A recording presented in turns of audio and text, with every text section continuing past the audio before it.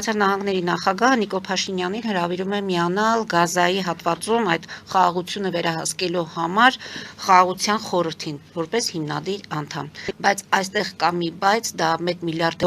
խնդիրն է, որը պետք է կարողանա կառավարությունը լուծել։ Տեղի ունենում այն, ինչ որ մոտավորապես մի տարի առաջ ես ձեզ ասում էի, որ Հայաստանի Հանրապետությունը տեղավորում է համաշխարհային քաղաքականության բարդ շերտերի մեջ, թևարգում է, դուրս է եկել օվկիանոս բաց թևարգության։ Սա մեր, ինչ ասեմ, մեր պետականության աննախադեպ հաջողությունն է։ Այդ $1 միլիարդ հարցը ուրեմն շրջանառում են բոլոր նրանք հիմա, ովքեր ռուսական սեգմենտն են ներկայացնում, որովհետև չեն ուզում, որ Հայաստանը դուրս գա այդ վիճակի բանի մեջ։ Մնացածը կարծում եմ, որ հիմա այստեղ երևի ասելու բան չի, այդ $1 միլիարդ կգտնվի, հավանաբար Միացյալ Նահանգները